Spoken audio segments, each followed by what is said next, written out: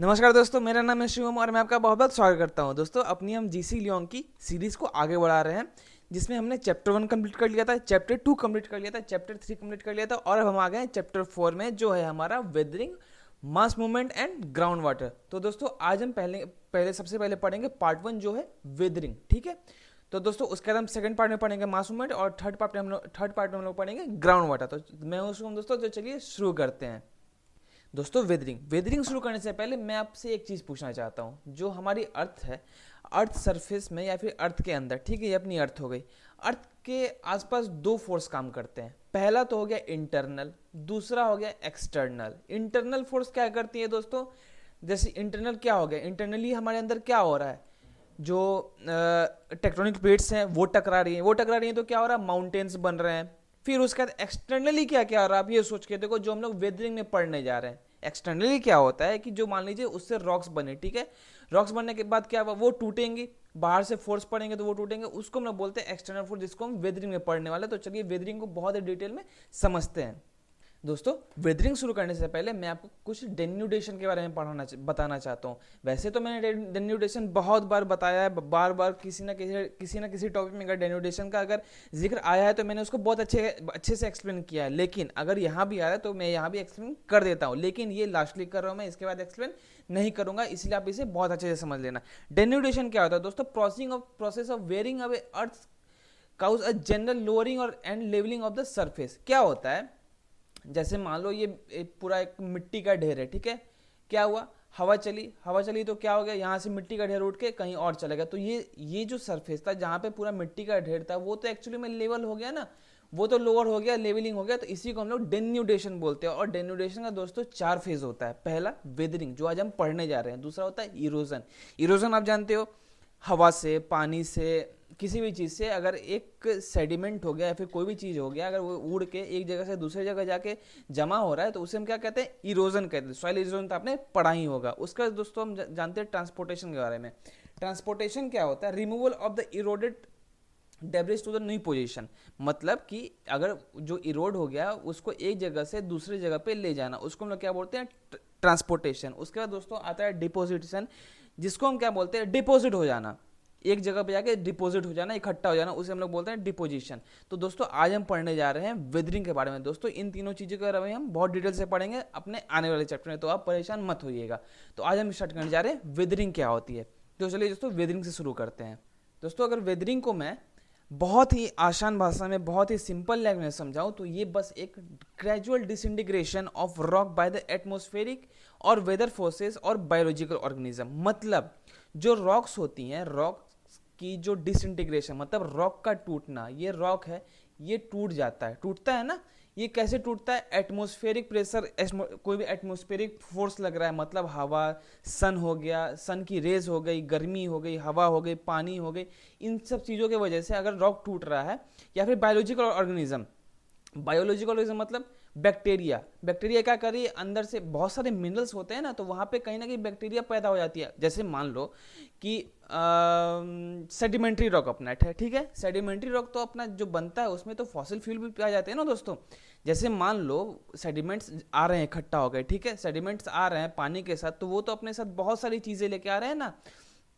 जैसे मान लीजिए कोई जानवर उसमें मर के गिर गया है, या फिर आप मान लो प्लांट्स है वो उसमें है, मरे हुए हैं, तो क्या होगा, वो तो अपने साथ वो भी लेके आएगा ना। तो वो वहाँ पे बैक्टीरिया भी तो होंगे, वो डिकम्पोज कैसे होगा, बैक्टीरिया से ही होगा ना। तो वहाँ पे बायोलॉजिकल ऑर्गेनिज्म होते हैं, वो भी रॉक को टूटने में, रॉक की डिसइंटीग्रेशन में मदद करते हैं। और दोस्तों जो वेदरिंग होती है वो मेनली 2 प्रकार की होती है। पहला होता है अपना केमिकल वेदरिंग और दूसरा होता है फिजिकल या फिर मैकेनिकल वेदरिंग। लेकिन ये दोनों जो प्रोसेस है ये आपस में इंटर रिलेटेड होते हैं। वो कैसे होते हैं मैं आपको आगे बहुत अच्छे से समझाता हूँ। पहले इस शुरू करते हैं हम लोग केमिकल वेदरिंग से।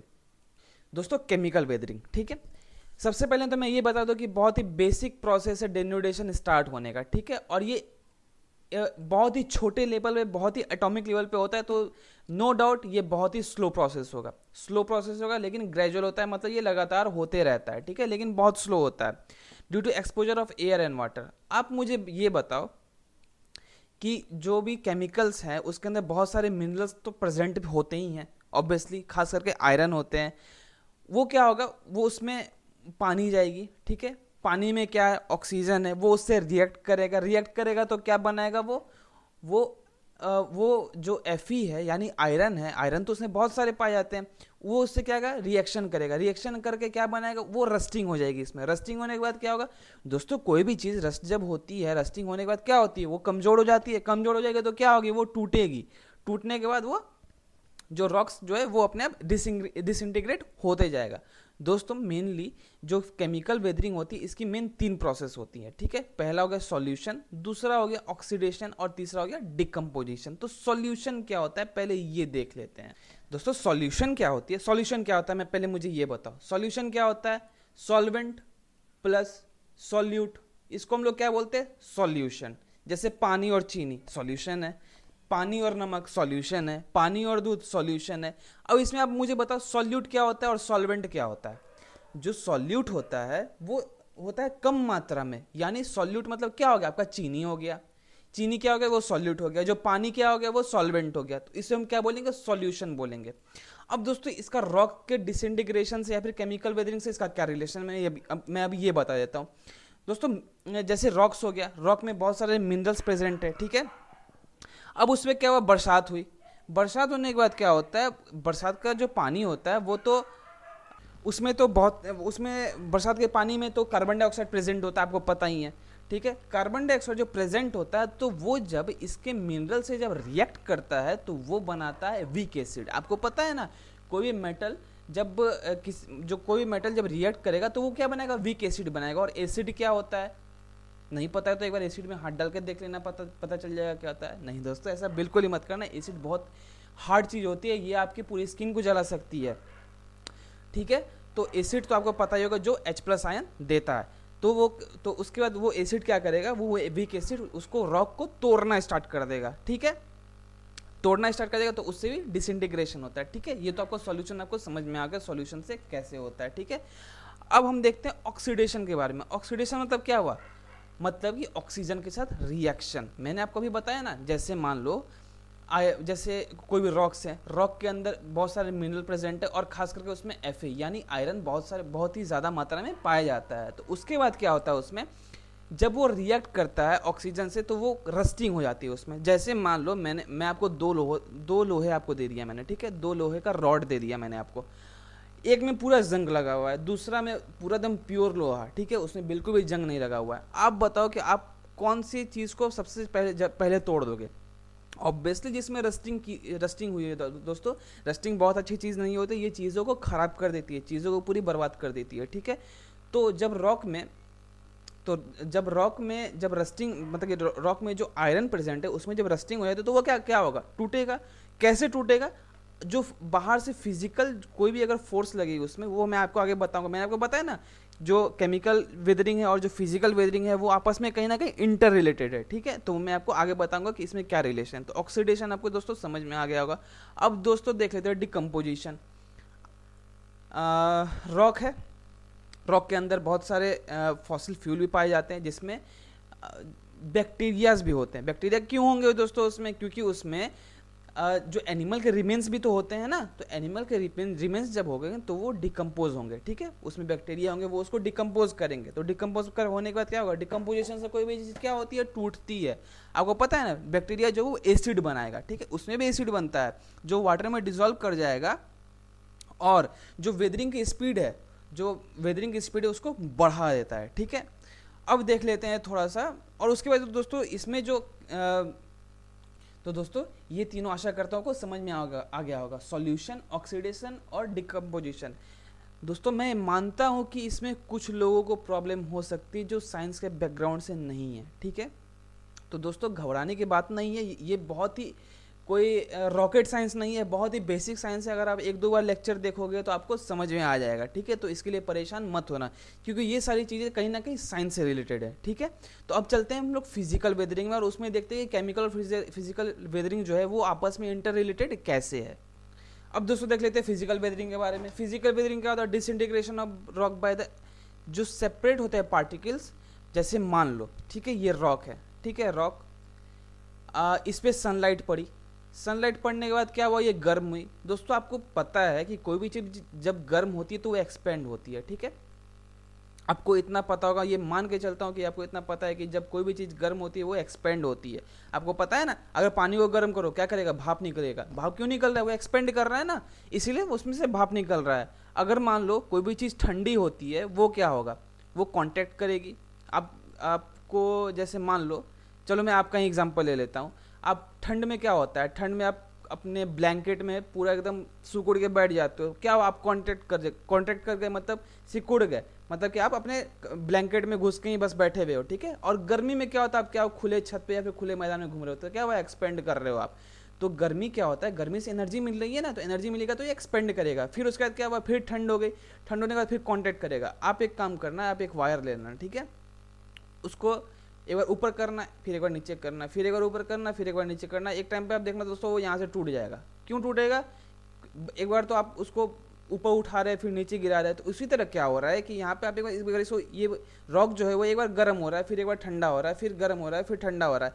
तो जब कॉन्ट्रैक्शन और जब कॉन्ट्रैक्शन और जो सिकुड़ता है और जब फैलता है, तब क्या होगा, तो वो उसमें क्रैक्स डेवलप हो जाएंगे, ठीक है, होंगे ना।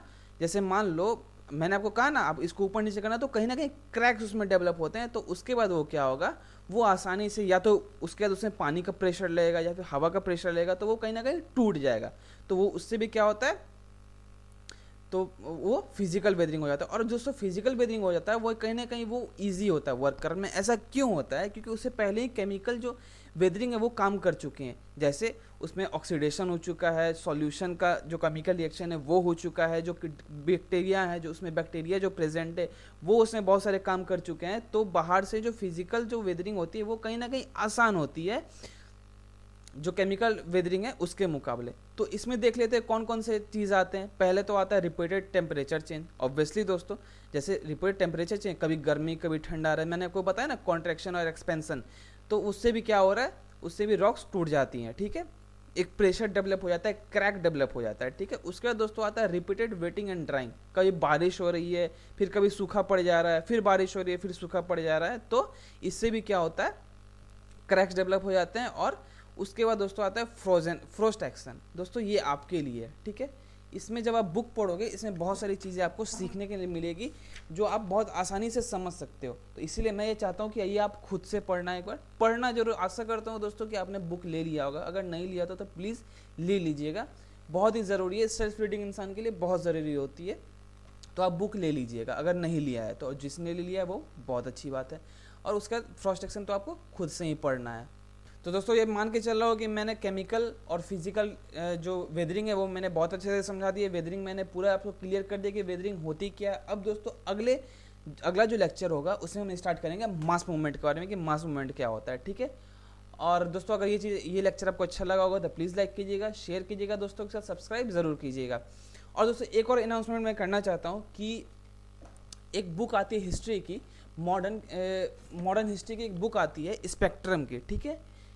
तो वो मैं बहुत ही जल्दी स्टार्ट करने जा रहा हूँ क्रैक यूपीएससी विद शुभम में। तो दोस्तों इसको जल्दी से जल्दी शेयर करते रहिए, सब्सक्राइब ज़रूर कर दीजिएगा, दोस्तों को बोल दीजिएगा कि यहाँ पे हिस्ट्री स्टार्ट होने वाली, तो जिसको ज़रूरत है वो आगे पढ़ सकते हैं बहुत ही जल्दी। दोस्तों बस 2-3 दिन का मुझे टाइम दो, मैं ये स्टार्ट कर दूंगा। बहुत ही बेसिक से बहुत ही सिंपल लैंग्वेज में मैं हिस्ट्री को क्लियर कर दूंगा, ठीक है। तो दोस्तों आज के लिए बस इतना ही रखते हैं, मिलते हैं अगले लेक्चर में। थैंक यू, जय हिंद।